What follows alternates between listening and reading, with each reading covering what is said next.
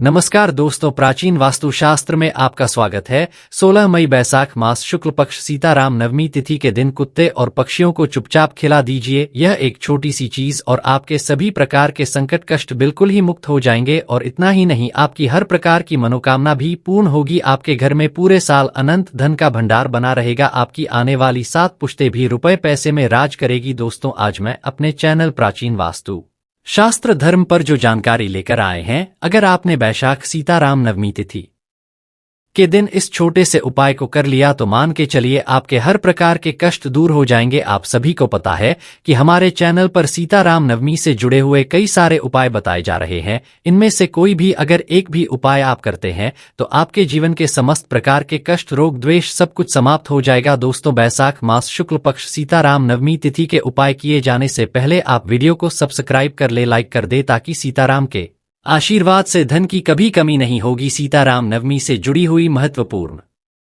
जानकारी आपको देते हैं तो आपको सीताराम का व्रत जो होता है वह अवश्य रखना चाहिए। दोस्तों, उपाय जानने के लिए अभी आप वीडियो को लास्ट तक अवश्य देखें, क्योंकि हम आपको एक एक उपाय बताएंगे जो आपके लिए कल्याणकारी होगा, जो आपके जीवन से दुख दरिद्रता गरीबी को दूर करके आपको सुख की अनुमति कराएगा। जो चीज आपकी बहुत ही ज्यादा गलत हो रही है, आपका भाग्य का साथ नहीं मिल पा रहा है, वह इन उपाय को करने से भाग्य का साथ मिलना प्रारंभ हो जाएगा।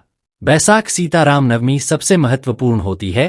इस दिन किया गया कोई भी उपाय कभी व्यर्थ नहीं जाता है। इसीलिए तो लोग इस दिन तांत्रिक पूजा करते हैं, तंत्र मंत्र की साधना करते हैं और वे इनमें सफल होकर अपने तंत्र मंत्र का प्रयोग करते हैं। परंतु दोस्तों, हम आपको कोई भी तंत्र मंत्र नहीं बताएंगे, हम सिर्फ आपको ऐसे उपाय बताएंगे जो सिर्फ आपका कल्याण करेंगे, जिन उपायों से किसी का अहित नहीं होगा। यह दिन इसीलिए खास होता है कि इस दिन सीता माता की पूजा की जाती है और सीताराम नवमी तिथि को होता है। आप सभी को पता है कि पुरातन काल से ही इस दिन कुत्ते को दूध रोटी खिलाए, जिससे आप घर में धन की वर्षा होगी, दरिद्रता खत्म होगी, आपके जीवन में सफलता मिलेगी, घर में सुख शांति रहेगी, आपकी हर मनोकामना पूरी हो, वह जीवन में सभी भौतिक सुख सुविधाएं प्राप्त करने में सफल रहता है। इसके अतिरिक्त उसे विदेश में भ्रमण के अवसर प्राप्त होते हैं। अपने प्रेमी के प्रति भावनात्मक झुकाव भी बहुत अधिक रखता है। बैसाख मास शुक्ल पक्ष सीताराम नवमी जीवन की एक नई शुरुआत का माह है। जिस प्रकार रात के बाद सुबह अवश्य आती है, उसी प्रकार व्यक्ति जीवन की बाधाओं को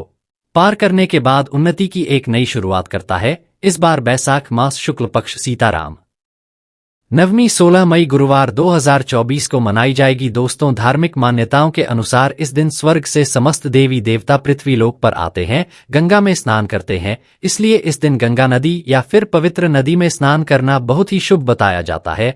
वास्तुशास्त्र में इस दिन अगर कोई भी व्यक्ति भगवान विष्णु या माता लक्ष्मी दोनों की पूजा एक साथ कर लेता है तो भगवान विष्णु का आशीर्वाद तो उसे मिलता ही है। पूरे जीवन काल में दुख परेशानी कष्ट उसको छू भी नहीं पाते और मां लक्ष्मी की साथ में पूजा करने की वजह से मां लक्ष्मी भी तुरंत ही प्रसन्न हो जाती है। देखिए, आज के समय में सबसे बड़ी प्रॉब्लम क्या है? पैसा। पैसा है तो सब कुछ आपके हाथ में है, पैसा नहीं तो लोग आपको पूछते नहीं है। तो आज के दिन मैं आपको बैसाख मास शुक्ल पक्ष सीताराम नवमी तिथि का ऐसा उपाय बताने जा रहा हूं। अगर आपने कर लिया, आपको कभी भी किसी के सामने हाथ नहीं फैलाना पड़ेगा। सीता माता नवमी के दिन आपको कुछ खास चीज खिलानी है, यही बात आगे बताऊंगा। लेकिन सबसे पहले वीडियो को सब्सक्राइब लाइक करें, वीडियो बनाने में हमारा हेल्प भी होगा और आपका भी कल्याण होगा। आपसे मैं रिक्वेस्ट करता हूं, आप सीता नवमी तिथि जो है उसका टाइमिंग नोट कर लीजिए। शुरुआत 16 मई 2024 को सुबह 9:54 पर होगी और अगले दिन यानी 17 मई 2024 को दोपहर 12:30 पर समाप्त होगी। ऐसे में उदया तिथि के अनुसार 16 मई को सीता नवमी का व्रत रखा जाएगा। आपके पूरे परिवार पर और आप पर भी भगवान श्री राम, माता सीता जी, भगवान विष्णु और मां लक्ष्मी दोनों की कृपा बनी रहे। तो आपको सबसे पहले तुरंत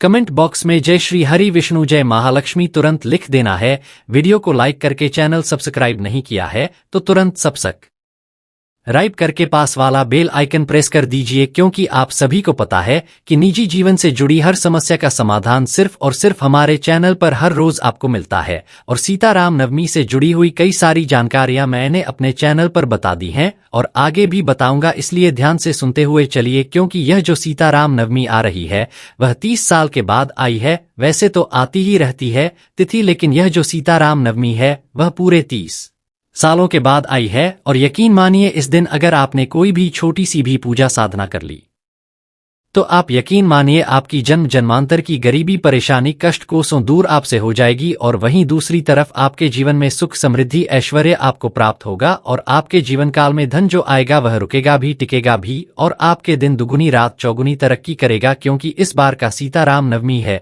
उस पर अद्भुत और खास मानी जाएगी। तो आज का वीडियो ध्यान से देखिए। अगर आपने अभी तक चैनल को सब्सक्राइब नहीं किया है तो जल्दी से चैनल को सब्सक्राइब अवश्य करें। दोस्तों जिस विधि से बताऊंगा एक एक चीज ध्यान से सुनिए। सबसे पहले तो आप लोग यह जान लीजिए कि जो गाय का गोबर होता है अगर आपको पता नहीं है तो आज से आप ध्यान रखिएगा। गाय का जो गोबर होता है उसमें माता लक्ष्मी का वास होता है, गौमूत्र में मां गंगा वास करती हैं और गाय के जो सिंग होते हैं उनके बीच में भगवान भोलेनाथ का वास होता है। गाय में 33 कोटि देवी देवता वास करते हैं और इस सीताराम नवमी तिथि पर अगर आप गाय माता को यह छोटी सी चीज खिला देते हैं तो आप यकीन मानिए जो कि आगे वीडियो में बताने वाला हूं आपको एक साथ 33 कोटि देवी देवताओं का आशीर्वाद प्राप्त हो सकता है। सबसे पहले तो आप यह जानिए कि गौ माता को क्या क्या चीजें हमें नहीं खिलानी चाहिए क्योंकि इसकी वजह से आप कई सारी परेशानियों में डूब सकते हैं, हमें पता भी नहीं होता है और उसी से हमें श्राप की प्राप्ति हो रही है।